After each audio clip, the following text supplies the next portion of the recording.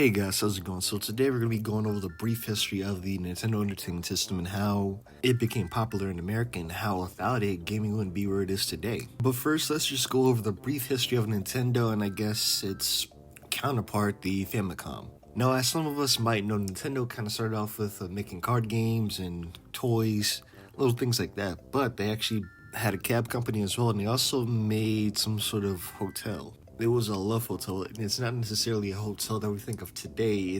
Let's just say it's a place where people make love in private. But enough about that, let's just talk about the Famicom and its history. So, back in the late 1970s, Atari sort of took off with gaming in America with the Atari 2600.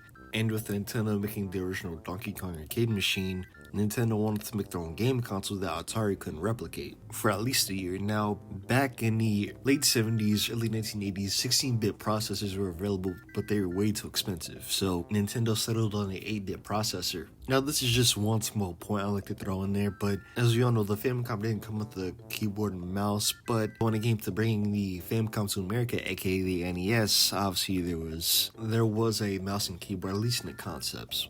But in 1983, the Nintendo Famicom released to mass appeal in Japan, and it did really well in Japan. It sold millions of consoles, and with the Famicom selling well in Japan, the competitors didn't really compare to the Famicom because the Famicom had a variety of games. Now, with the Famicom doing well in Japan, obviously Nintendo wants to move their game consoles to America. Unfortunately, they did it at the wrong time. You see, the Famicom released in 1983. Now, 1983 in America was the gaming crash. I don't want to go into it, this is a separate video, but basically the Atari 2600 had a bunch of games that weren't really selling and most of them were bad. A huge example, E.T. for the 2600, that one was horrible, but enough about this, on to the NES.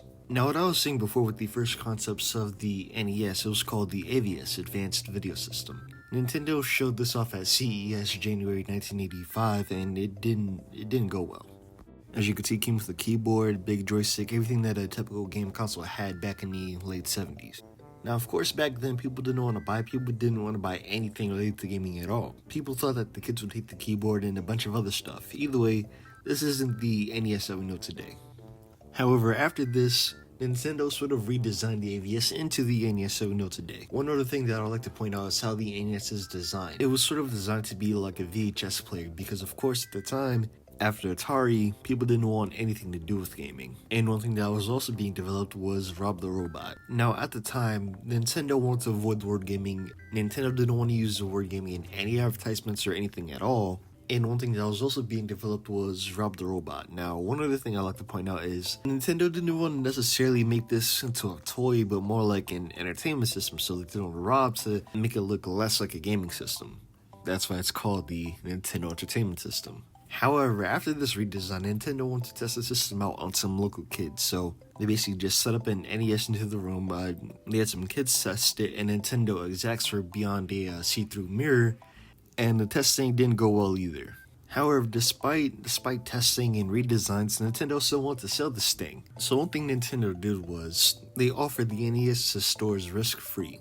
Nintendo basically stocked stores with NESs, and whenever the store sold, they would have to pay back to Nintendo. Another thing they did was set up demos at local malls, and they would pay pro athletes to advertise and play the NES. Now, even during all this, the release of the NES didn't really go well. Even by 1985, people still were worried about gaming after Atari. But by Christmas 1985, the NES sold decent. It didn't sell well like it did the Famicom, but it sold well. It sold 50 units at launch. Now, all of this took place in New York. Now, the release of the NES was, again, sort of slow. People were still not into gaming at all.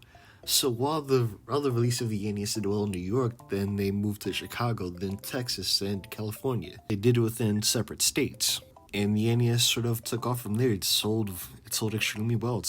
It sold thousands of units. The one thing I feel like I had neglected to mention earlier was the games for the NES. I don't mean to bring it back to Atari, but this is a prime example of why Nintendo did what they did. So with Atari, anybody made games for Atari. Well, with the NES, only exclusive games could be made for the NES. So let's just say somebody makes a bootleg game and they want to make it for the NES, and they would have to go through Nintendo and they would have to, review it.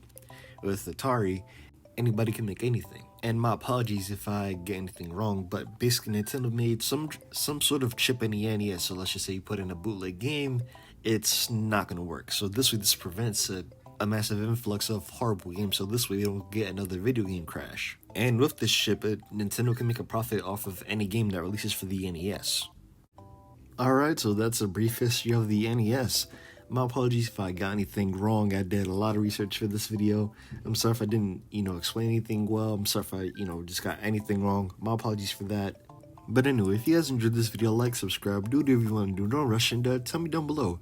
What did you think of the NES? Did you have it? Did you not have it? Let me know. Either way, I'll see you guys later. Peace.